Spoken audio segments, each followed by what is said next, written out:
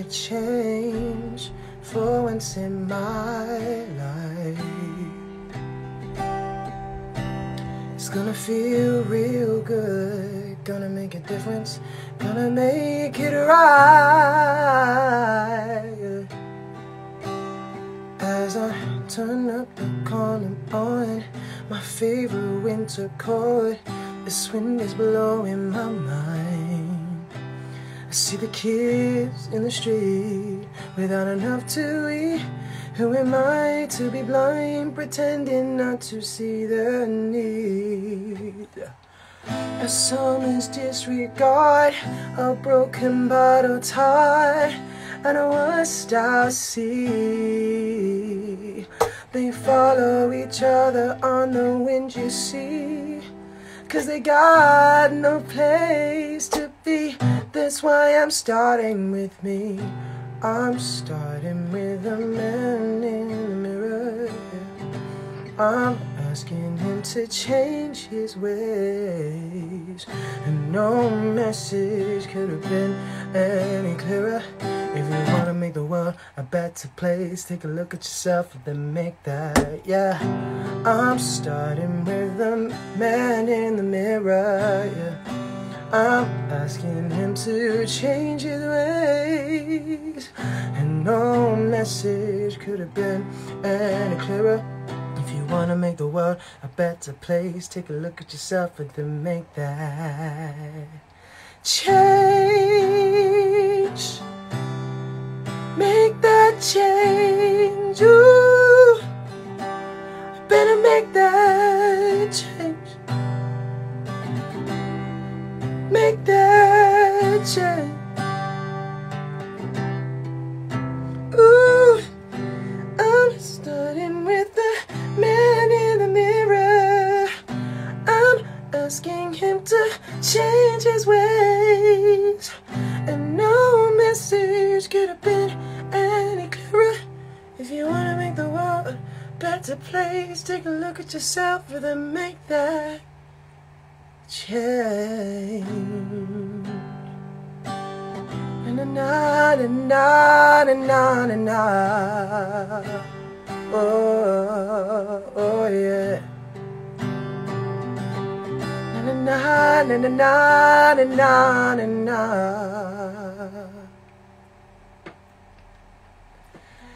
Hello everybody and whoa. Welcome back to, wait, let me just make sure my guitar does not fall down, otherwise we have a problem. But anyway, bye, please mind the way. It's a really hot day, as you probably know. But hello, welcome back to I Can't Breathe, the show where air is free. And today, we have a very interesting live for you today. Now, I will say that I am doing this live alone for a couple reasons. One, because we weren't able to find a guest, unfortunately, this week. A lot of guests kept falling through, or it just wasn't happening. But also because I realized that in the show I've been facilitating the conversation a lot of the time. Obviously, I've been putting my own gems in there, telling my own sort of story as well as doing this, but I thought that it would be a great idea, especially since this is episode 9. Like we've been doing this for 9 weeks. I know it hasn't been consecutive weeks because we had a week break, but we've been doing this for 9 weeks, and I think that's absolutely brilliant. So I thought it'd be a great idea for me to let you know a bit about myself as well. So if you've come here on the YouTube channel, or if you're going to join the live, then welcome. See the change, be the change. I forgot to say that in the intro. And so today, I'm just going to be letting you into my world a little bit. And as I said before, just so you can get to know me a little more, so then when I'm facilitating the conversations and some of my opinions, they make a lot more sense when I sort of delve deeper into more about me. But enough waffle. I think we should get into it. So today's sort of topic that I'm going to be talking about, because there's always a topic, because this sort of story is titled My Experience, but I'm going to be talking about weaknesses today, because especially when we're talking about Black Lives Matter, a lot of the time blackness is seen as a weakness. But I never want anyone to believe that their beautiful black skin is a weakness, just because some people may make you feel like it is, but it absolutely is not. It is a strength. It is a strength that you've got to use, and I will get to that a little bit later. So I think we're going to jump straight into this, but before I get to me, I just want to say again, if you're watching this on the YouTube channel, if you're watching this on the live, I just want to say a massive shout out to those who are getting their results. I know that A-level students, I think, are getting it tomorrow, and then GCSE students are getting it next week. I really hope that I've got that right. I'm pretty sure I've got that right. So if you're getting your results very soon, then our hearts go out to you.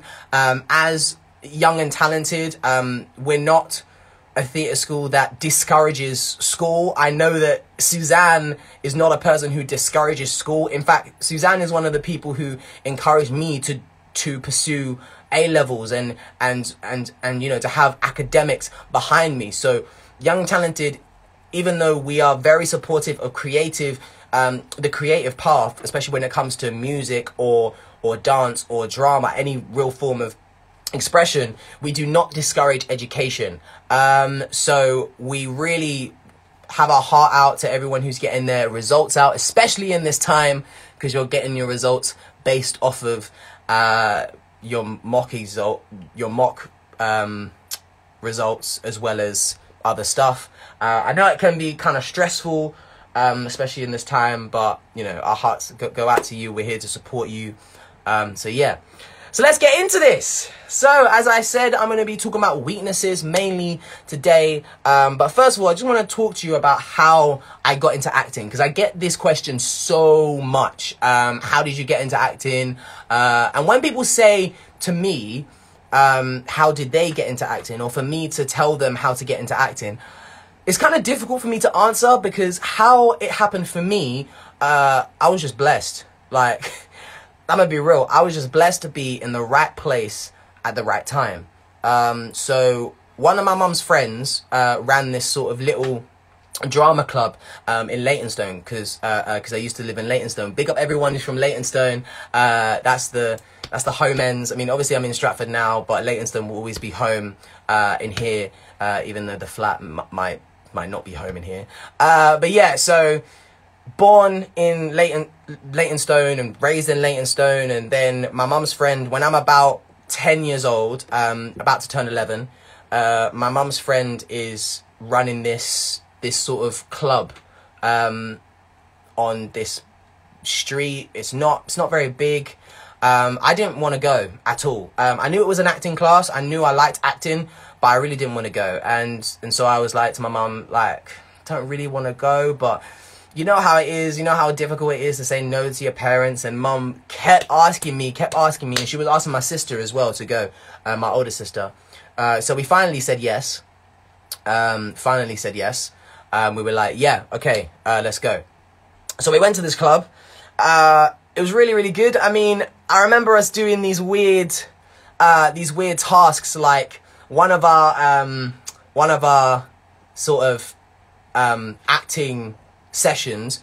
I remember it clear as day, because we had to pretend like we were eating into a burger or biting into a burger, as sort of a McDonald's advert, and then we had to say like, I'm loving it, but we had to say it in like our own way. And so like I took the burger and I was like, I'm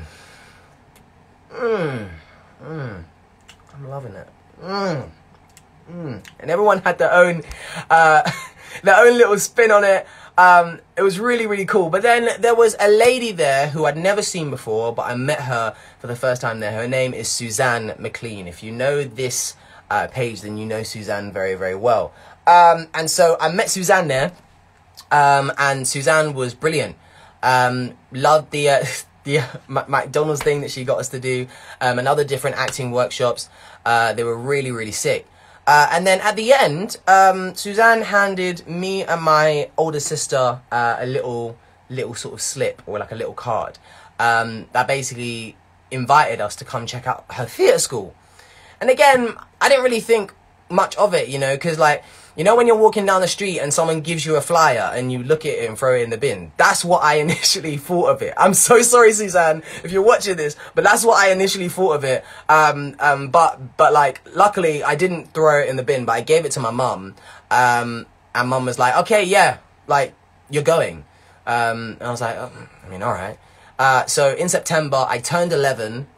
So we went to the theatre school, and there birthed my time at Young and Talented. I ended up being at Young and Talented between the age of 11 and the age of 16. I actually graduated from Young and Talented at the age of 16 in our show Butterbrain. If you want to see a little snippet of that, it's on the Young and Talented YouTube page. You'll see me when I'm looking a little bit younger, but to be honest, I'm not looking much different to how I look now. And proof that I graduated, everyone who graduates get this little trophy thing. So yeah, so that was me in 2016 when I was graduating from Young and Talented. I mean, you know, my hair is a lot longer now, and that jumper was fire, but I never took it home. And then here says, congratulations, Jordan Benjamin, on your graduation from Young and Talented. So I was really excited to graduate from Young and Talented, and not because, you know, because I was happy to get away, you know, because I'm still here, but I was so proud of everything that I'd achieved in that time. But anyway, I am fast forwarding way too far. So I am 11, and different opportunities start coming into my life that were crazy. So Sports Relief does Glee Club on CBBC came around, and I auditioned to be a part of the group that goes on the CBBC show, and I got in and we won the competition. Then we were doing performances in Jubilee Park for the Olympics and the Paralympics. We were going to galas after galas. We performed in the Assembly Hall more times than I can count, honestly, for Black History events, for different like galas and different like events, different parties. Like, we performed so much, and I loved every single second of it. And I remember Suzanne was getting an award called the African Film Awards. And she invited me and 2 other members of the group to come and sing for her. I remember I sang Listen. I remember the video like it was yesterday, because everyone was so much taller than me. I said this morning when we were doing our little like kids workshop that I was the size of a 6-year-old until I was 13 years old, and I completely agree with that. I was the size of I was the size of a 6-year-old until I was about 13, yeah. So I sang at this event for Suzanne. If you've just joined, then welcome to the show. I know that we do not have a guest today, but today I thought that I'd switch up the flow a little bit, because seeing as I host the show, I'd like to let you guys know a little bit about me, because I know people ask me all the time how I got into acting, and also I'm going to talk about weaknesses, because there are some things that I've struggled with, especially being an actor, that I think it's important to get it out there, because I believe that weaknesses don't stay weaknesses for very long, but weaknesses become very important strengths if you know how to channel it the right way and if you don't give up. But we're going to get to that.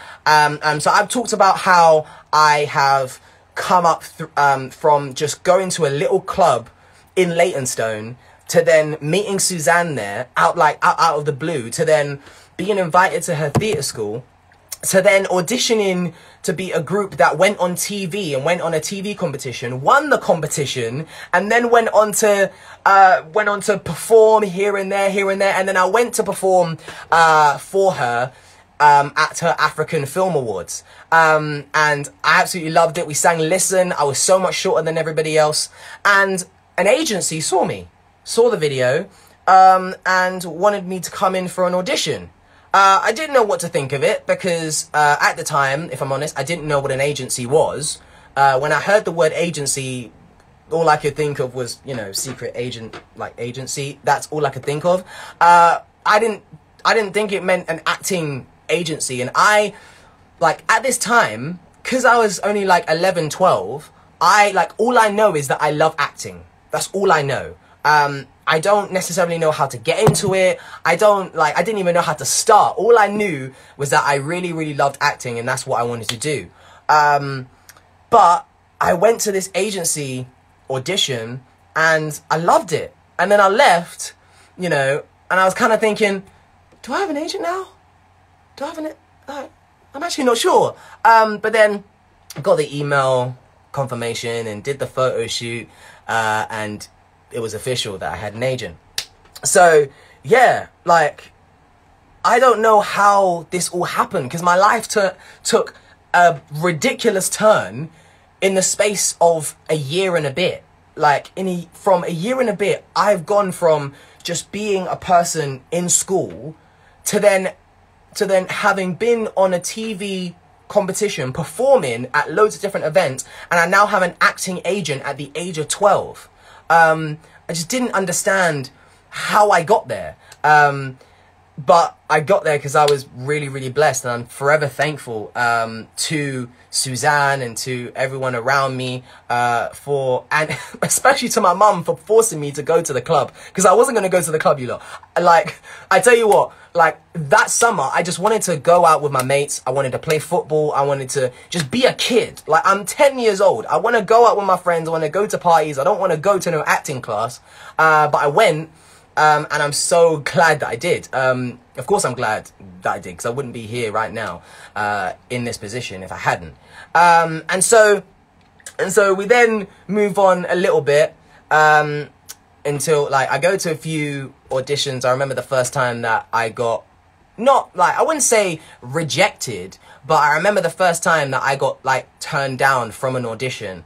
It was for a CBBC show. I got through to, like, the final round, and then I unfortunately didn't get in, and it broke my heart. I remember, because it's the first time that I'd experienced anything like that, because I kept messaging my agent, asking them if they've heard back, but then they had to tell me that if you haven't heard back yet now, it probably means that you didn't get it. Yeah, and I was heartbroken. Like, I was upset, like, real upset. But I kept going. Thank you again to my family who were always around me, kept going. And then I went for an audition for a show called Rockets Island. And I go there for the character of Dibba. I read the lines, and they really like me. And so for the recall, I had to go all the way to Manchester for the recall. And that meant that I had to take, like, a day out of school, and I got a train up there and everything. And then I sat in this room. I remember, like, I sat in this room, and I was surrounded by different, like, boys who were around the same age as me. And I then found out that 3 boys, including me, were going for Dibba, and 4 boys were going for Rocket. And so what they did is they sort of paired us with different boys.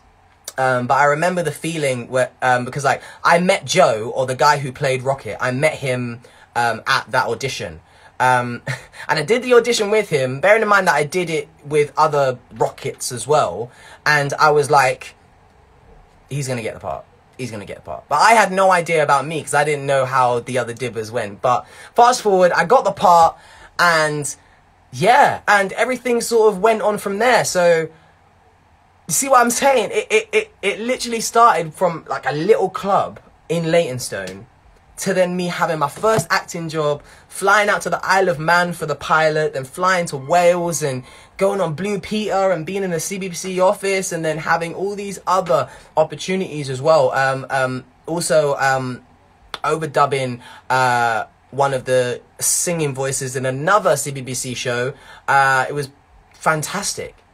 And this all happened from this little club, like, boggles my mind.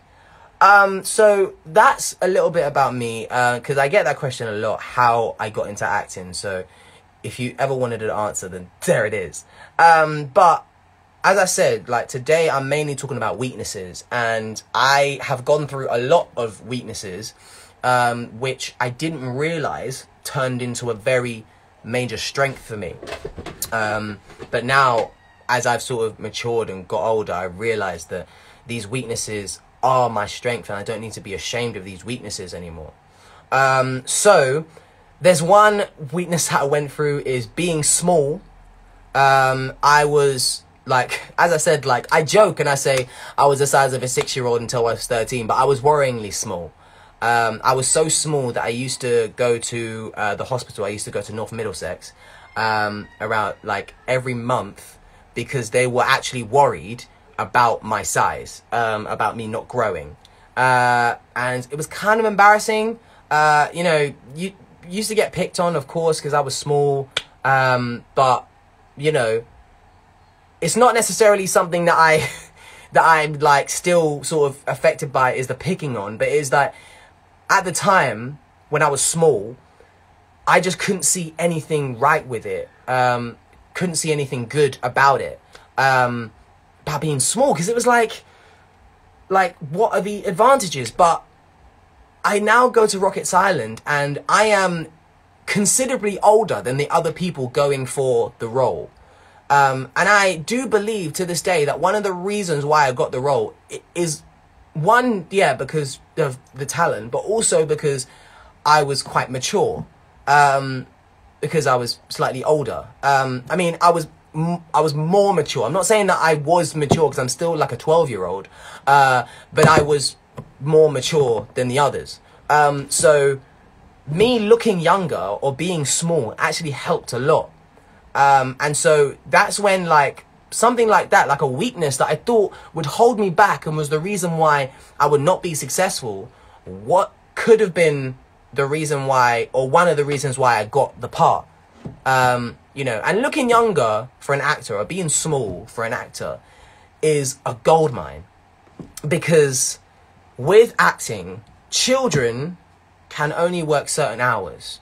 Whereas if you're an adult, you can work a lot more hours, and also, you know, they don't need to worry about the acting license and stuff like that. So it's a lot easier to deal with adults than children. That's why it's like you'd find in a lot of stuff, that's why you'd see in a lot of films adults playing teenagers. But you know, all I'm saying is Grease took it to a completely different level. I mean, there were like 40-year-olds playing teenagers when they could have got 18-year-olds. But that's my point, is that they always get 18+ people to play younger people, and you know that you're going to be in a better position if you look younger, which is something that, which is a weakness that people told me was a weakness, that it was a weakness to be small. It was a weakness to look young because you look feeble, you look weak, but it's been turned into a strength, which is absolutely amazing. There's another weakness that's a little bit deeper, is having a stutter. Now, a lot of people didn't know this about me, but I had a stutter for a few years. I never used to have it, so I don't know why I adopted it, but I adopted it early in my teens, and it was very mild, and it just started to get worse. It got really, really bad. I think my stutter was the worst while I was in college, or while I was in year 11. I think it was between year 11 and year 13, it got really, really bad. I don't think it was because of the stress of exams, because if anyone knew me during exams, I wasn't stressed at all. Excuse me. But I'd say that with my stutter, it just kept getting worse, and it started with me just struggling to get the words out, and then through struggling to get the words out, I would make these strange noises. So like I went through a phase where I'd made like a pig sound, or I went through a phase where I made like a tutting sound, like a sound. A lot of you might have actually heard me make this sound, and that was a part of my stutter. Now, of course, through lack of understanding, you got people who just made fun of it, especially in college. And through lack of understanding, you got people who found it hilarious, or struggled to be patient with me when I would try and say something, so would always try and finish my sentences for me. And to be honest, if you told me about 2 years ago that I'd be doing something like this, like an Instagram live show, where I'd talk for a long time, I would have laughed in your face, because I never would have seen myself do it. yeah, it just seemed impossible to me. It's like me, like I have a stutter. That's impossible. I can't talk, and that's what really held me back for a long time. And when I went to auditions, that's like it would also hurt me in auditions, because I would be trying to read the lines, but then I'd be making these pig sounds or making these tutting sounds, and the casting director would be looking at me like, okay, try, like, do it again, but try and say it a little bit faster, or do it again, but try not to pause, or do it again, but try not to make that noise with your mouth. I got that a lot in auditions, and it was one of the reasons why I flopped a lot of auditions. Now you're probably thinking, Jordan, how is this a strength at all? This does not sound like a strength. This just sounds like a weakness. But for me, now, I've gotten so much better with my stutter. I've gotten so much better. And also, I had my stutter in 2017 when I played the role of Tito Jackson in a Channel 5 biopic about Michael Jackson's life. That was an amazing, amazing experience. And it's an experience that I'm going to talk about a little later as well. And I had my stutter then as well. I had my stutter in the audition as well. But I still got the part. And there were also times where I went through to the second round, even though I stuttered. I think I focused on my stutter a lot more than other people did. And that was my weakness. I don't think the stutter was my weakness, but the fact that I focused so much on my stutter was the weakness. And so I just decided that the stutter wasn't gonna be my weakness anymore. I didn't want it anymore. Like, I did a children's internship, and the children's pastor that helped me out, shout out to you, Chris, he said, nah, after this year, you're not gonna have the stutter anymore. And I still struggled with it a little bit, but I'm so much better now. So much better, because I just decided that the stutter is not gonna be a weakness of mine anymore. Or me focusing on the stutter is not gonna be a weakness of mine anymore. So I just decided to keep on living. And now I can be a person who is an advocate for those who do stutter and think that that's gonna hinder them from what they need to do. And that is where the strength lies. My weakness, when I decided that my weakness was not going to be a weakness anymore, I've turned it into a strength. Now I can talk to you freely and also with more conviction, because I know what it's like to not be able to talk to you freely. So I think that that definitely was another weakness that I definitely had to overcome. But this is, of course, I Can't Breathe. So we are, of course, going to talk about Black Lives Matter and equality. It's probably why you are watching this. And so, of course, as I said at the beginning, I'm sick and tired of this world making people believe that blackness is a weakness, or being black is a weakness. I'm sick and tired of it. I'm sick and tired of it, because it shouldn't be the case. It shouldn't be the case at all, because being black is who you are, and you should be proud of that.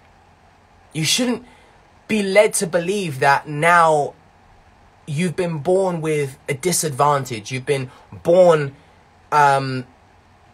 a few steps back or a few steps behind other people. And yes, that may be the case because of the society that we live in, but you can push past that. Because I've said how pushing past being small for me, or pushing past having a stutter, was just when I decided that it wasn't going to be my weakness anymore. That having a stutter, being small, I wasn't going to let it be a weakness anymore. And it's not. You turn it into a strength. So I believe that we can do the same thing with being black.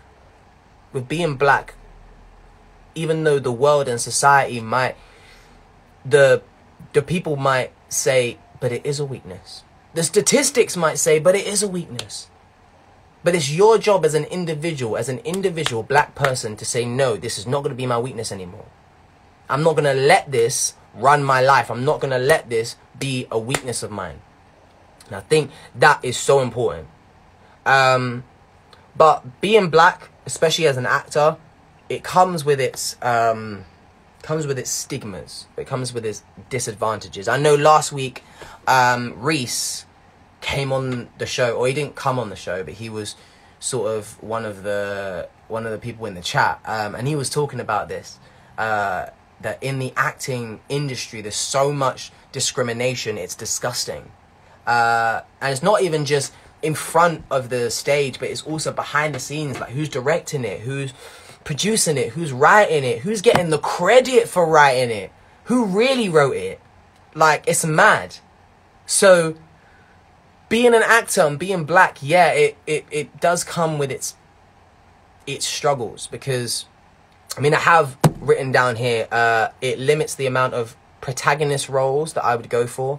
So a lot of the roles that I would go for, whether it be for BBC or whether it be for Netflix or whatever it was, like, or if it be for a movie, I would very rarely, very, very rarely, in fact, I don't think I can pinpoint a time that I've gone for the leading role. It was always a supporting role. Yeah. Like, a lot of the time when I've gone for auditions, it's been a side character, because the main character was not targeted for someone like me. But there have been times that I've gone for the main guy, but the majority of the time that's been the case. It also said that a lot of roles will list urban, or my character being urban, and sometimes, to be fair, the word urban just means born and bred in the city, you know, because my character, Dibba in Rocket's Island, his sort of demographic was titled urban, but that's just because he's from the city, whereas someone like Rocket and his family, they were from Essex, yes, but they're from more of a rural area, which is why they're so good on a farm. Whereas Dibba's a city boy, which is why he's useless on the farm. So that's why I think, but like a lot of the time when they say urban, I don't know, it sort of makes me a little bit uncomfortable. Especially when they don't explain what it means. Like, if you explain what urban means, like, you know, urban because he's lived in the city, then calm. But if you just say, this character is very urban, then it sort of puts like a stigma of someone who's street, or someone who's like, I don't know, like, because like I've had those auditions where like I've had to be sort of street or kind of rude, and that was sort of apparently explained through the word urban.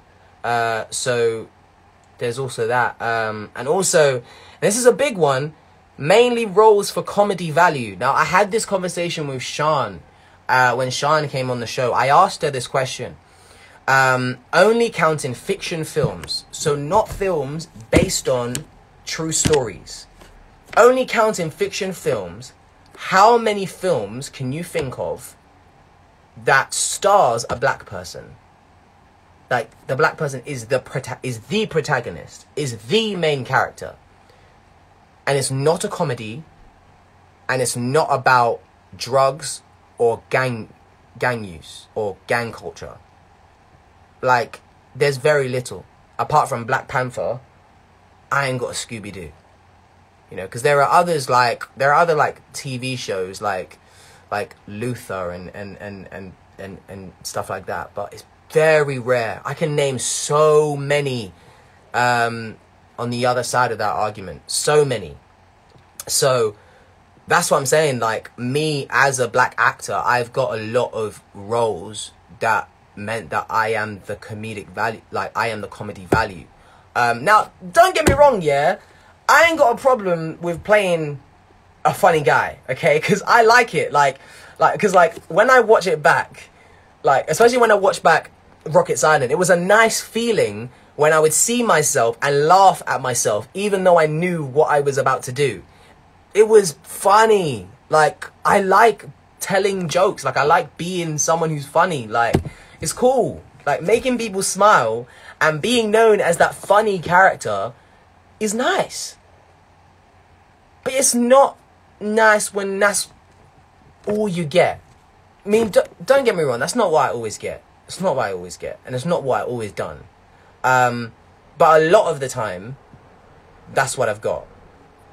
And I don't think that and me being black have nothing to do with each other. I think I would be ignorant if I said that they are completely separate. They have nothing to do with each other. And I think that's also an issue with the industry as well. You know, because we've had these conversations so many times about, you know, black actors being taken more seriously, black actors being in more supply, especially in the mainstream. But I guess the industry is taking its time to catch up. But we believe that it will. We believe that the industry will at some point. So I've got some other points here about how being black, because I've just mentioned how being black could sort of either hinder or sort of narrow my window of opportunity, especially as an actor. However, now I have reasons why being black has benefited me. I mean, first of all, as I said, getting the opportunity to play Tito Jackson, I wouldn't have got that opportunity if I was white. I couldn't play Tito Jackson if I was white. I wouldn't have been allowed to, because Tito Jackson's black. So I wouldn't have had the chance to. And that was that was such a cool experience. I mean, yes, the filming was only over 2 days, but what a 2 days. Like, I remember that really old style guitar that I was holding in my hand, and it was so cool. It was so sick. Like, I was like I really wish that I could have taken that home, because that guitar was amazing. That guitar was amazing. And so, and also the opportunity to be in Hairspray as one of the Motormouth ensemble. That also wouldn't have happened. And so being a black actor hasn't just been a weakness, which is why I'm so imminent when I say that being black is not a weakness when you decide as an individual that you're not going to let it be a weakness of yours anymore. Because I explained already, having a stutter was a weakness of mine. That's a fact. It hindered me from doing a lot of stuff. That's a fact.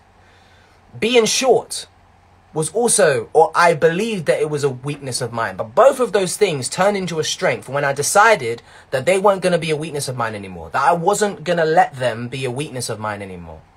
And now, to this day, I can confidently say that neither of those things are a weakness anymore. And those things can both be turned into a strength because I decided that they're not a weakness of mine anymore. I believe that that can be the exact same for being black.